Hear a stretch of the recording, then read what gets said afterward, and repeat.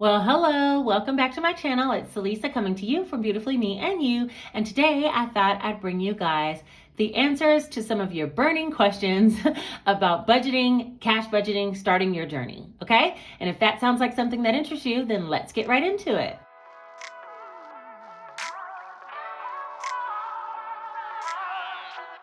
All right, so let's get started. First things first, let's talk about a couple of housekeeping rules. Number one, I'm going to number all of the questions that have been asked from number 1 to 14. 14 is a question that's all in regards just to me something personal, so I'll add that one at the end. But 1 through 13 are going to be questions that other budgeters have asked down in the comments of my last couple of videos back, and they're looking for the answers.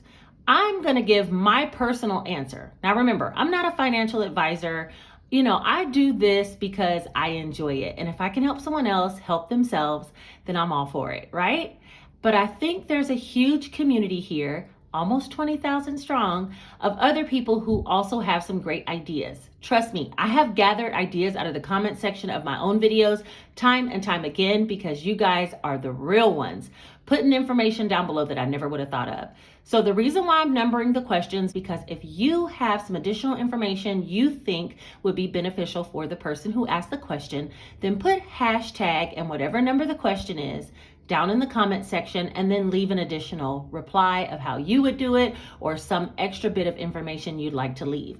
And that will just help the person who asked the question to gather even more support and more answers out of the comment section below. The person who asked the question can just scroll through the comments and see if they see their numbered question with any additional comments down below. What do you guys think? Is it a good idea?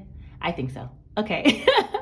All right. So the other couple of things I wanted to tell you is, the second thing is the questions will be listed right here down in the bottom of the video. So you can skip forward to the questions that interest you, and you'll be able to see all the questions listed without listening to the whole video if that's not something you want to do.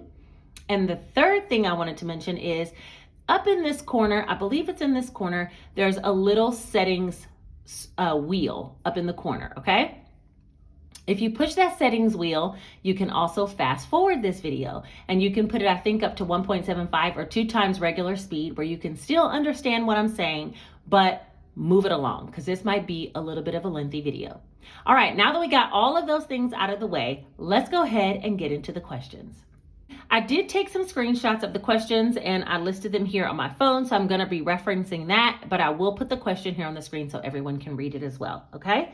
The first question was sent by Rachel Neal, and she said, "Hey, Happy New Year, newbie. Here, I recently started cash budgeting and I'm a little confused. I get paid weekly, seeing I'm a personal trainer, but I still don't know how to budget myself. I do savings challenges and sinking funds, and I also have an expense binder. Should I cash stuff sinking funds every week and savings challenge for the last week of the month? What would you recommend?" All right, Rachel, here's the answer I would give if it was me. Once you pay your bills and do your cash envelopes, everything else is extra.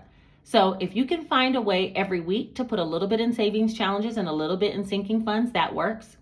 If you want to designate 3 weeks to go towards sinking funds and only 1 week, the last week of the month, to go towards savings challenges, that also works.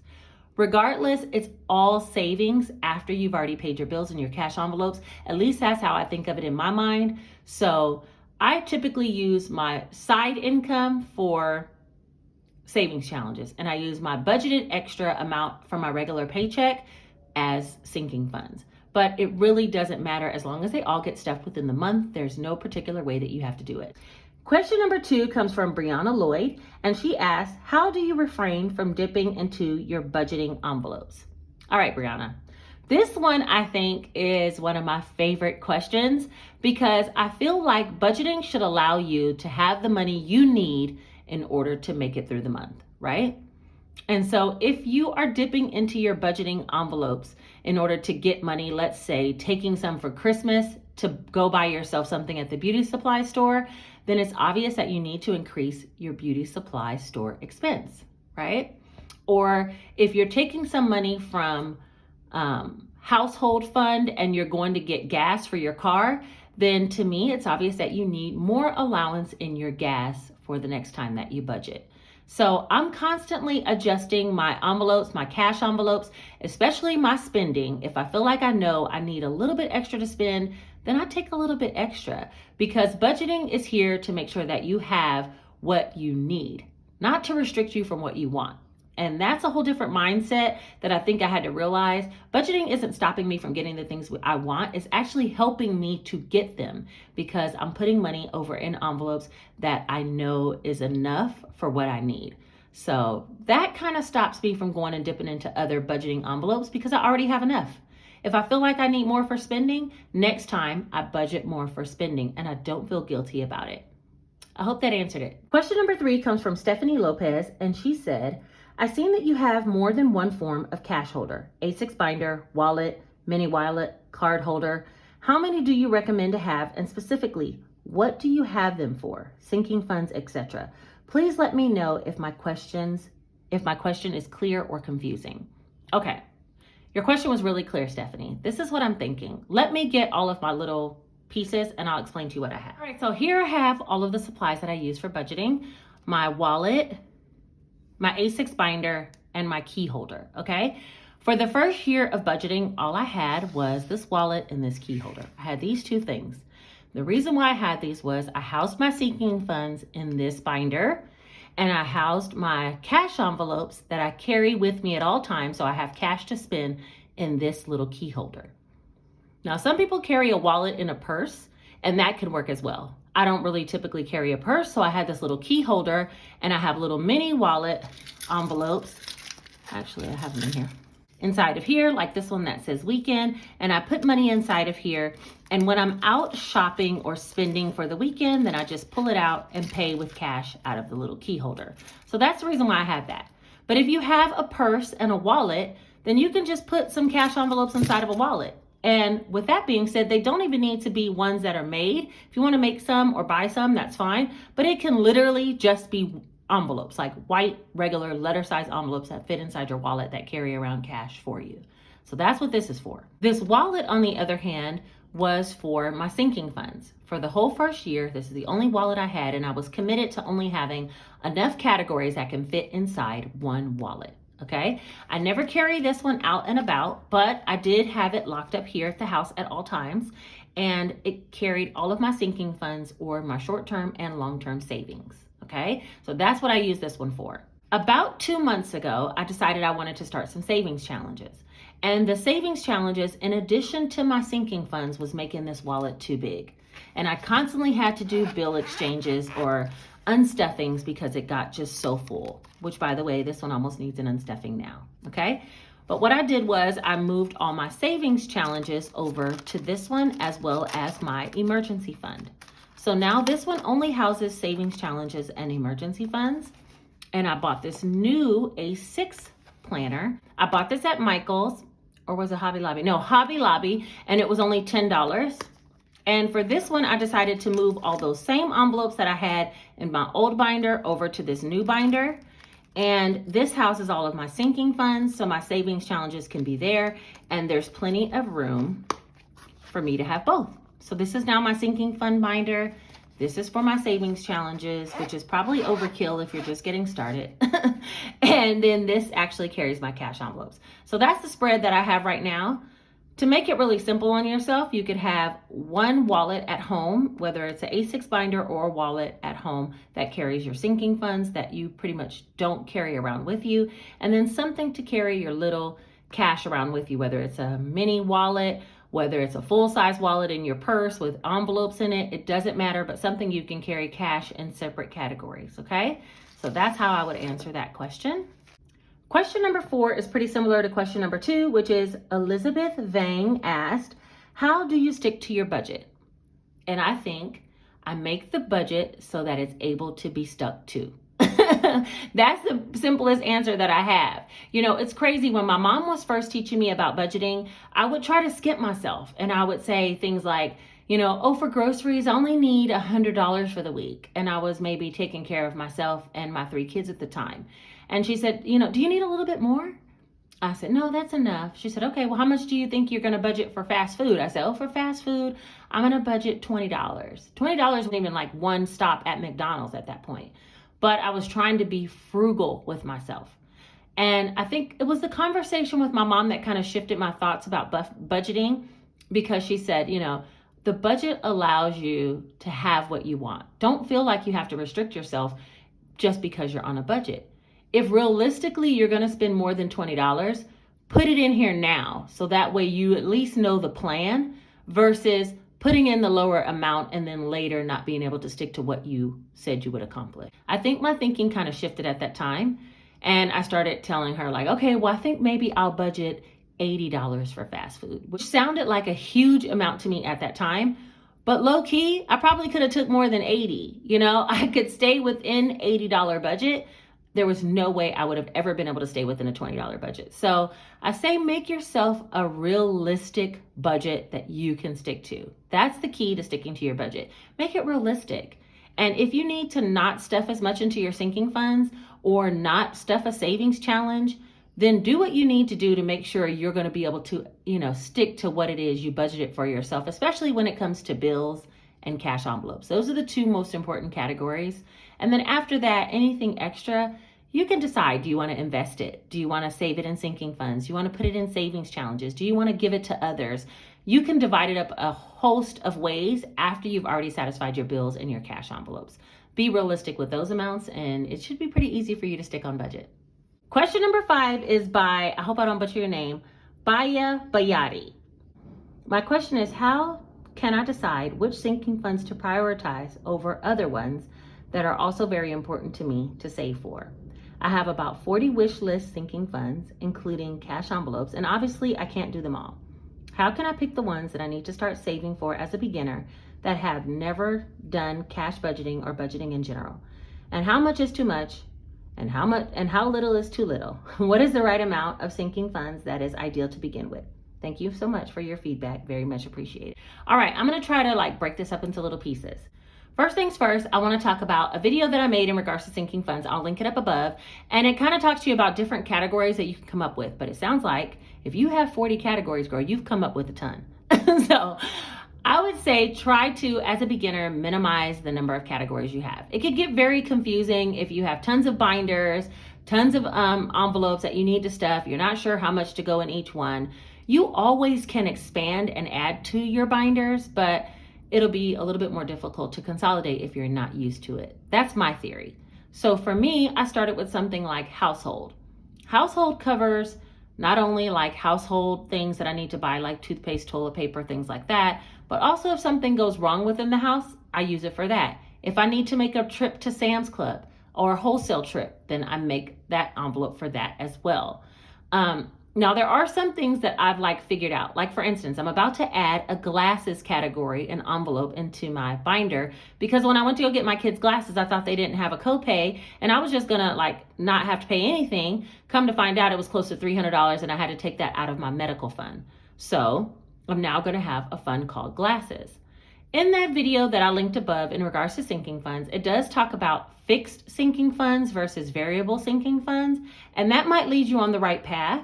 I would say if you have something fixed like car registration where you have to pay a certain amount of money at the beginning of next year, then you definitely need to take that total dollar amount for the year, divide it by your number of pay periods, and stuff a minimum of that amount every pay period, okay? So that's how you can get to a baseline amount if it's a fixed expense where you know the amount.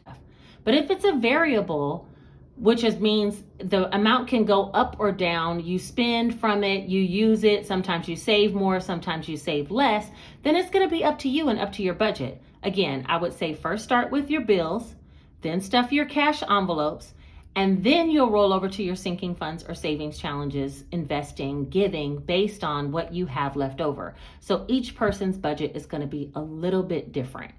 I would say though, try to condense as many of your sinking funds as you can down to just the bare minimum to start. And you always, once you get the hang of it, can add more categories to it. Also, in regards to cash envelopes, it's a good idea to go back to the last 2 months of withdrawals that you've been making out of your account and try to calculate how much have you been spending on groceries. I had an eye-opening experience when a coworker asked me one time to add up everything I had been spending on groceries, and I think it equaled over $1,200 for 1 month. So I had no idea I was spending that much money. And had I just started off stuffing into cash envelopes for groceries, I probably would have only put maybe $100 $100 a pay period, thinking that's something I can live off of, when realistically I was probably spending about $600 a pay period. So a cut for me, a slight cut to get started, was about $400 per pay period. And I eventually reduced that down to about $200 per pay period, or $100 a week, which is where I'm standing now. So I would say for the cash envelopes, gas, groceries, spending, just random spending for yourself, or weekend fun, things like that, go back and look at your bank statements and see what you've been spending, and that can help you to get a target idea of how much you should be putting into the cash envelopes. And I hope that helps. Watch that video, and I think it might give you some more ideas of how to budget what amount goes into each envelope. All right? Question number 6 is by Angie Perez, and she said, I enjoy your videos. I am just starting my budgeting journey and savings. I like the way you go through every step. Thank you. Question, I'm confused on sinking funds and the envelopes. So I think I've already kind of explained it, but I'll explain it again, just to make sure that I hit all of the target points that I want you to know, Angie. Number 1, the cash envelopes, which is what I carry in my little key holder wallet, are things that I'm going to be spending cash on a daily basis or a weekly basis. They're not things that I'm saving for. They're like amounts that I'm expected to spend by the next pay period. So if I'm budgeting a certain amount for groceries, it's because I'm going to spend this amount by the next time I get paid. If I'm budgeting a certain amount for gas, it's because I'm going to fill up my tank and spend that amount by the time I get paid. If I'm budgeting a certain amount for, let's say, the weekend, which is one of mine, then I'm expected to go out on the weekend, spend that money before the next time I get paid. And when I get paid again, I'll put more money in those envelopes. That money is there just so that when it's time for me to pay for those expenses like gas, groceries, weekend fund, I can just pull money out of my little key holder wallet and immediately pay for it and have the cash on hand without swiping my debit card and being like, not really in control of what I'm spending. Okay. This way I'm totally in control, because whatever's in that envelope, when it's gone, it's gone. That's just what it is. Sinking funds, on the other hand, can be for short-term or long-term savings goals. And yes, you might spend from some of these envelopes, especially when they're short-term. Like for instance, I was just speaking about how I have a medical fund and I put money in there time and time again, never expecting to spend it. But when my time came for me to pay for my kids' glasses, I needed the money. So I have to take the money out of the medical fund, put it into the bank, and swipe my card or pay cash when I go pay for the glasses. Okay, so that's how I would differentiate between cash envelopes and sinking funds. Sinking funds are short-term and long-term savings, and you too should check out that video that I posted up above about sinking funds. It'll give you a more detailed explanation as to what types of sinking funds people are housing, and maybe give you some ideas on how to start your journey. Question number 7 came from Kathy Harris, and she said, thank you for showing this. I'm getting ready to order some supplies. I also get paid bi-weekly. Maybe you could recommend what I need to get started and finish the year. All right, Kathy. I would say you need some type of budgeting binder to make it easy for yourself, or budgeting planner. And I do offer the Easy Cash Budget Planner, linked down below, which for you being bi-weekly, you want the one with the black and white cover. That will take you through a whole year of budgeting, and you can budget for the month and then break it out per pay period. Okay, so I would advise to have some type of planner. It doesn't have to be mine. Mine are very affordable, but you do need to have some type of planner or paper and pen, a specialized notebook that you're going to keep track of all of your budgeting information. Okay, that's number 1. Number 2, I would say you need some type of envelopes. And like I said, they just could be plain white envelopes from the Dollar Tree. But you need some type of envelopes with categories listed on the front. So that way you'll know how much you're saving for short-term and long-term fixed and variable sinking funds. So you need something like that. And then you also need a wallet where you're going to carry around cash for your different cash envelope categories. Some people have dividers that go in between, which you can easily make with a piece of cardboard and just put 4 slots of cardboard with the title of the category listed at the top inside of a wallet. And you would just put the bills behind each cardboard to keep track. You can also buy little cash envelopes, which is what I've done. I made mine and put them inside the little mini key holder. I'll link a video up above on how to make them if that's something that interests you. Okay, so you need something to keep your cash envelopes in, something to keep your sinking funds in, which could be just plain white envelopes, and then you need some type of notebook or budget planner in order to keep track of what you're doing, because you need to make a plan so you can execute it. I think that's primarily what you need in order to get started. But I mean, again, this is question number 7, you guys. Down in the comments if you got some extra feedback. Question number 8 came from Tracy Dickerson. She said, hello, I really enjoy watching your videos as they have been very encouraging and I am really wanting to get out of debt. I just finished paying off my car last month, which was a great Christmas gift to myself. I do have a question for you though. When you put funds into your sinking fund, medical in particular, is that for medical bills that you already have, or is it for medical bills that you're anticipating to receive throughout the year? I ask because I currently have a FSA account and have funds going to that each pay period and wasn't sure if creating a sinking fund for medical is that double dipping. Do you mind giving your opinion, please? This is a good question, Tracy.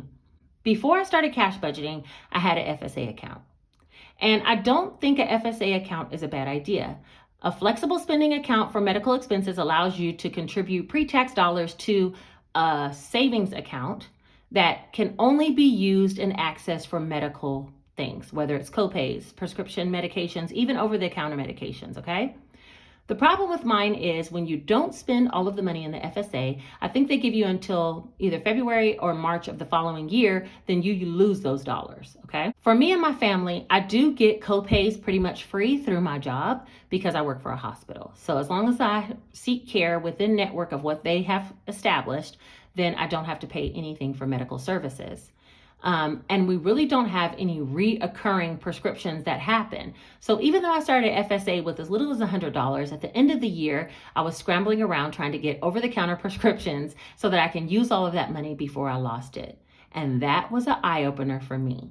I think flexible spending accounts are great, especially if you're someone with like doctor's appointments, dentist appointments, and you have copays. It can be a good account to have. You are contributing that money pre-tax. But the problem is, if you don't end up spending it, you can lose it.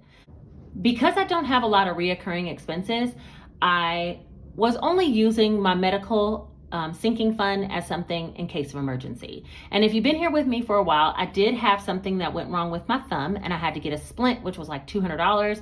And I used it for that because my insurance did not cover that splint. That's something I could have used out of an FSA, but what if I've never injured my thumb? Then that money would just be sitting there. So I think because I really haven't had a lot of medical expenses, I didn't establish a FSA with my job this year because the one year that I did for just as little as $100, I almost lost some of the money at the end of the year. For you, if you have a lot of medical expenses you know are going to come up, FSA is a great way to go. And then if you want to have a medical sinking fund in addition to that, just in case something comes, go for it. No, I don't have any medical bills. Mine is just in case something happens, which thank God I had it because now I just figured out my kids had a copay for glasses. I promise you, I feel like they didn't have one last year when they had their exam, but this year it was almost $300. So that's something an FSA could have paid for, but I feel like it's so unknown that I don't lean into it, and up to each individual person. So again, this is question number 8. If you guys have some suggestions, hit them up in the comment section. Question number 9 was by Pauline Holmes, and she said, when shopping, for instance, at Walmart, when purchasing groceries, personal care, household, and pet items, how do you pay for the items? Do you break it up into 4 transactions or pay for it all in one transaction? Thank you for your help. Okay, Pauline, one thing about me is I'm all about ease, okay? This is why I give away gift cards for giveaways. Like, I don't want to stress myself too much about any details because I'm subject to leaving it alone if it gets too detailed, okay? So for me, when I go shopping, if I know that I need to pick up some pet food, for instance, I usually go to the pet store, but if I'm going shopping and I know I need to pick up some pet food and it's going to be wrapped in with my groceries, then I just try to get about $20 worth, And when I get home, I take $20 out of the pet fund and put it back into groceries, or even do that before I leave. The same thing goes with household. If I know I need to get some toilet paper and some paper towels, then I'll calculate how much it was that came out of my grocery bill for those things. And when I get home, I pull the money out of household and put it into the grocery fund, or I take out that amount before I leave and try to spend to that amount. I just eyeball it and guesstimate. I'm not really big on expense tracking, even though I said I was going to bring a video about expense tracking. I haven't done it yet, but I feel like that's so detailed. It reminds me of a checkbook register going back to those days. I try to just keep it simple. If I can keep it simple, I'll probably stick to it. And it's worked for me. It might not be down to the penny that I spent $17.63 on pet food and therefore I have this much left. No, I just take a 20 out of pet and put it back over into grocery, and now I have another $20 for groceries. For me, I just round to whole numbers and try to spend that amount if I'm spending. Number 10 comes from Alexandra Bacos. I hope I said that name right. She said, question, what is your best advice for a university student who has low income but still wants to save up as much as I can? Also, I love you. Hey girl, love you too. Okay. What I would say for university, when I was in university, I definitely saved some of my financial aid that was returned to me. And I started being mindful of how I was spending it. I saw some of my closest friends buying the latest MacBooks, the newest iPhones, the newest Apple Watches, like just buying excessive things. And for me, I really tried to make my dollar go as far as it could. I think one really good trick is savings challenges. Savings challenges are awesome, regardless of your budgeting income amount. Even if you force yourself to save an extra $5, an extra $3, an extra $2 every time you have extra money, it can add up over time. If you didn't see my dollar challenge, honey, I'll link it above. It goes really, really quick.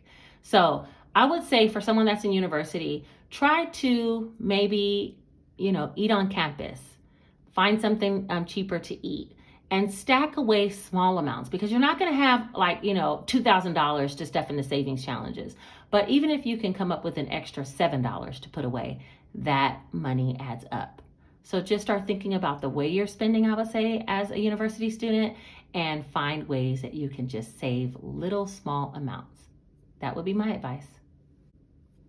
All right, the next question, I am going to think about making a video about this question, but I do want to get it out there just so I can let her know that I did read her question, and that is to Kayla. It says, if you don't already have a video about it, could you do a video just showing how to adjust your budget using the workbook when your income is less?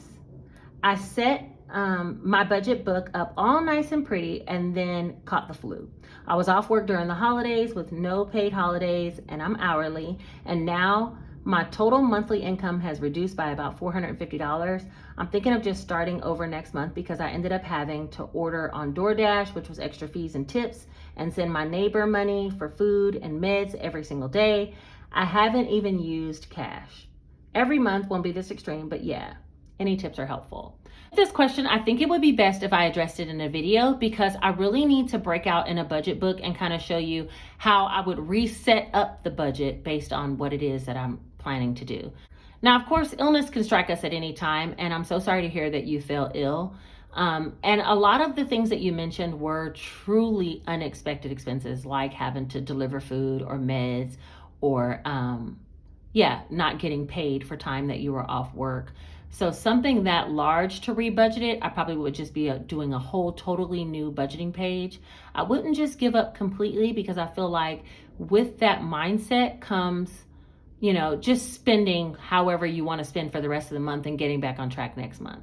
I really would still try to formulate a plan based on my lower income. And if it means pushing off some bills into the next pay period, then that's what I would do. You know what I mean? But I still would try to create a budget based on what I did receive, an honest budget, because an honest budget is really the pathway to get you where you need to be. And that way you'll know what you need to catch up on for the next pay period when you start the next month with a full paycheck. But I will make a video all about this topic. And the next two questions I also want to make a video about, but I will read to you what they are, okay? All right, the next two questions are both the same question asked by two different people. The first one was Tracy Bell. She says, when a person is already behind, what is the best way to get started on a budget journey? The next one was Courtney Olds. She said, I love your videos. Can you talk about when you are starting a budget from a negative balance? So both of these are talking about the same thing, which I do want to make a dedicated video on how to start when you're starting from behind. But let me give you the basic tips of what I'm going to talk about or show in that video, okay? There's a lot of variables to this question, and that's why I think this question, as well as the one before, deserves its own video. But you're behind on bills that must be paid. Like, let's say, for instance, your electric bill, you owe $175 previous and $100 current. And if you don't pay the $175 through a payment extension you have, your electricity is going to get cut off. Then when you make your bills for the month, you must include that $175 as top of the priority, right? So that's already starting from the top. From there, you would list out whatever bills you'll be able to pay out of that pay period after you've satisfied what will actually be disconnected or cut off or taken from you. So if it's any past due negative balance bills, that's going to cause you to lose your car, cause you to lose your car insurance, lose any utility services, have something late on your house, you have to pay those first before you even pay current bills, okay? That's what I would say. And then from there, you would pay whatever current bills. At that point, if you're starting from a negative balance, take sinking funds out of the equation until you catch up. Take giving out of the equation until you catch up. What you should be focused on when you're behind is satisfying the bills that must be paid, as well as the new bills and your cash envelopes, which are the things that you need to spend just to survive. Gas, food, a tiny bit of spending for yourself to keep your sanity, okay? That's what I would say about starting from a negative balance. Be mindful. Regardless of what you are budgeting, if you don't have enough to satisfy what you need to go get more money. Whether it's work an extra job, get you a side hustle out there, Uber, Instacart, something. But regardless, the money that's coming in has to be more than the money that's going out, or it's never going to work. You'll always be robbing from Peter to pay Paul, okay? But there are a few scenarios, so I thought a video would be best so that I could break down the different scenarios and how I would catch up if I was behind. One of them is going to be in regards to a debt snowball as well, because I know a lot of you have questions about how to use the debt snowball tracker that's in my planner. And if you're trying to catch up on old bills, how would you do that? So I'm going to explain that in a detailed video. And I hate that I can't go into more like explanation in this particular video, but I need some examples to kind of show you guys, okay? All right. All right, and the last question comes from, I'm not even gonna try to pronounce it, it's here on the screen. She said, thank you for sharing. Are you selling the budget book in your Etsy shop? And I left this question for last because this isn't really about how to start your budget, but again, about something that I'm gonna be offering or services that I'll provide. And I am thinking about opening my Etsy shop. So as many of you may know, I had an Etsy store before where I was selling cash envelopes, and I think just making physical products became too overwhelming for me. And whenever something gets to be not simple, okay, then I'm ready to leave it behind. So with that being said, I shut down the Etsy store and took a vacation and put it on pause. Now I've come to rethink it, and I think digital downloads would be a good option of something to offer on Etsy. My planners, a lot of people want to print it on different papers. They want to hole punch it into their own certain planners that they have, like D versus Debt did in her video with my planner. And so I think a digital download would be a good idea for people who want to print in all different sizes, all different paper types, and I want to be able to offer that to you guys. So that's the first project that I'm going to be working on. Just know it might take a little bit of time because I do want to offer a wide variety of sizes for you to be able to print, okay? Yeah, so I am going to be offered in my Etsy store soon. Thank you for answering that question. And now I can get it out to the masses that this is going to be a release coming very shortly. All right, I think that's everything for these questions for today. We should do this again though, because I think as a community, we can come together and kind of help each other. And I bet there's going to be people that have tons of tidbits of information for all the questions down below in the comments. That will be your task for today. If you have anything you can add to any of the questions, put it down below with the hashtag with the number in the beginning of the comment, so the person who asked the question can also gather more information out of the comment section. All right? All right, don't forget to do all the things like, comment, subscribe, share this with someone else who might need some information on the basics of starting a budget and how to begin. If you made it all the way to the end of this video, don't forget to leave this one single emoji right here. And that way I'll know you're a real one and you here listening to the answers, even if you probably already know the answers and have extra information to share. I appreciate you guys for holding off to the end. And yeah, I think that's it. I will see you guys very shortly with a budgeting video and some savings challenges. Take care.